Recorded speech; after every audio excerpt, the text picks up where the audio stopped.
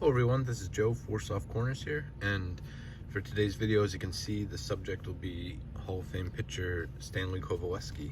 And a couple weeks ago I did a short where I filmed, there's a sign about 10 minutes from here. So I should start off by saying, for those that don't know, Stan Coveleski was born in Shamokin, Pennsylvania, which is about 10-15 minutes away from where I currently live. So like I said, I did that short. In the entrance to town, there's a small sign. It's pretty old now at this point, but just saying, welcome to the home of Hall of Fame pitcher Stanley Coveleski. But yeah, so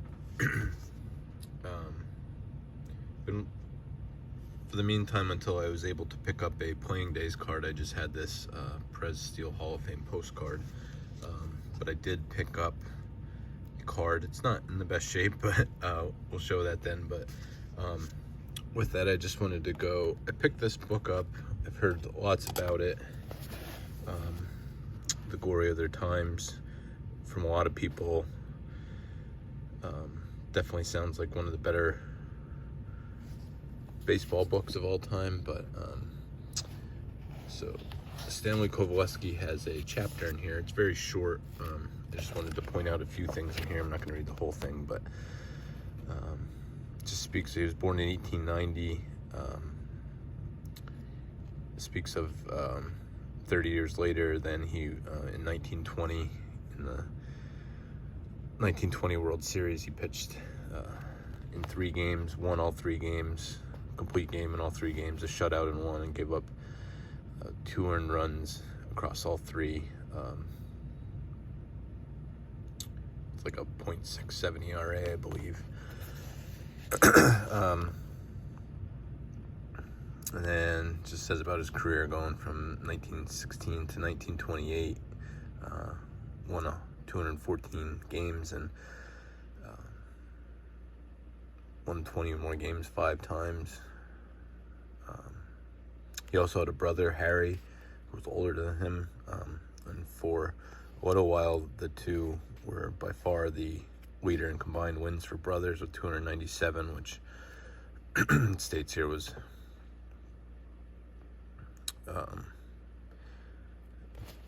down here actually states was beaten by the Gaylord and Jim Perry and Phil and Joe Negro.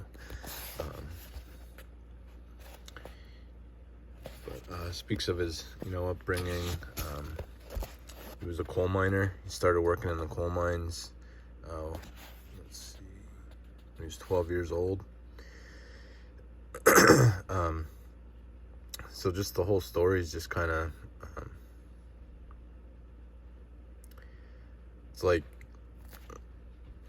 being able to pitch, which he talks about. He learned how to throw basically just by throwing rocks when he'd come home from working all day in the coal mines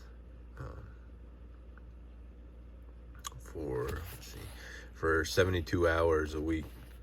His pay was $3.75.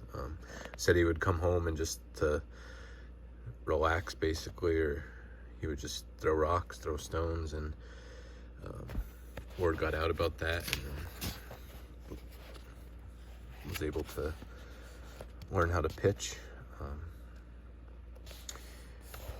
Go back here, but yeah, so just crazy, like basically like winning the lottery just to get out of that life that you would have been stuck in for your whole life, and just backbreaking work. Able to turn that into a Hall of Fame pitching career.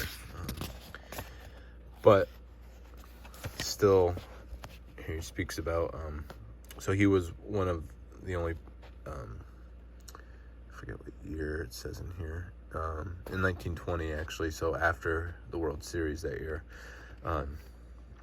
they outlawed the spitball, but he was grandfathered in because he currently threw it. But here, this last little bit where he speaks just really puts in perspective. It just says, that's the way it was in baseball. I enjoyed playing ball, but it's a tough racket. There's always someone sitting on the bench just itching to get in there in your place. Thinks he can do better, wants your job in the worst ways. Back to the coal mines for you, pal. The pressure never lets up. Doesn't matter what you did yesterday, that's history. It's tomorrow that counts, so you worry all the time. It never ends. Lord, baseball is a worrying thing. So, I mean, even to get out of that life of just working in the coal mines, can never quite shake. I guess it's a double-edged sword, because, I mean, you would think it would be, great, but like you said, you're almost scared that it's going to end at some point earlier than it should, and then you're going to have to go back to the life you so desperately wanted out of.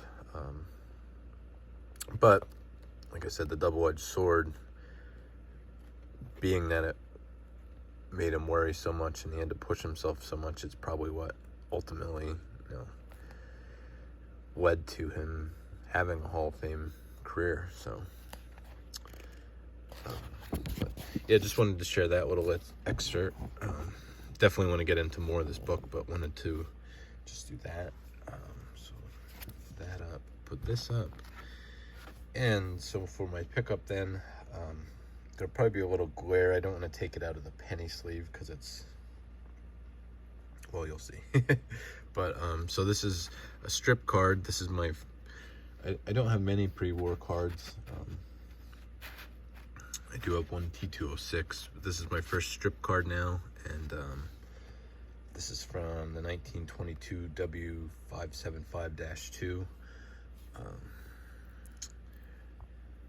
Definitely, I was joking, I believe it was with Shane, Shoebox Legends. I think I showed him, or actually, I can't remember, it was either him or Matt, and I just said, we often say about well-loved cards, but this card looks like it was absolutely hated. But you can see with the corners, definitely. I bought this off eBay. I think it was less than $30 shipped. It was from a pretty reputable seller with a lot of pre-war inventory and sales. So I feel pretty confident that this wasn't done just to make it look old. But you can see the corners. It was definitely looked like it was in something either pinned up, because there it kind of looks like the pinhole and just gave way, and maybe these corners were also pinned and just when it was taken down, torn away. You can see the staining. These are blank backs. Not technically a blank back now with the staining, but so yeah, this definitely has its issues, but I mean, for the price, and just wanted to definitely get at least one in the collection for now. Looking out for some others. There's two that would be kind of like grails for me. I don't think they're that overly expensive, they just don't come up quite that often. There's 1922, I believe there's an E120 and E121 American Caramel, and then also the 1928. I know there's different companies, just the ice cream cards, being with the local ties. I always thought I'd want the Yingling one just because of, Yingling, the brewery, and a couple people did videos on and talked about them switching to make ice cream during Prohibition. So just the Yingling Brewery is closer to where I was born, where I was originally born and raised. So just that legacy would kind of fit together good. But there's also a Thorpe's ice cream, or Tharps, which I believe was actually from Shamokin, Pennsylvania, where Stanley Coveleski was born. So either one of those I kind of would be looking out for at some point. Either one of those ice cream ones, or the American Caramel, because that predates it by like 6 years, so it would be the same year as this one. And then also, I believe on the back it's the American Caramel Company of York, Lancaster, so a little bit farther away, but still Pennsylvania. you know, ties there, so that would be cool. But yeah, so just wanted to get that on. I had this one for a little bit. I picked this up a few weeks ago, but I wanted to tie it in with a book first. I did not realize how short his chapter is in the book. So once I actually finally picked it up and just looked at his chapter, I realized it wasn't as long as I thought. So, but still really happy to have this one. Like I said,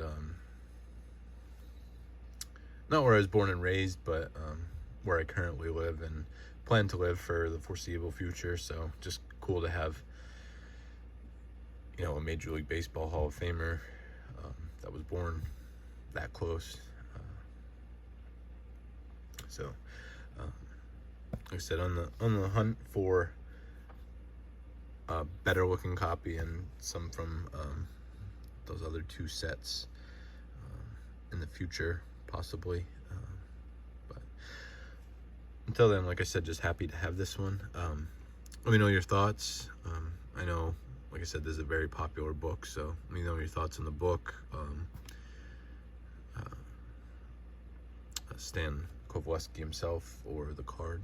And thank you everyone for watching. And just remember, any card can be a great looking card, even if it has 4 soft corners or no corners at all. Thank you.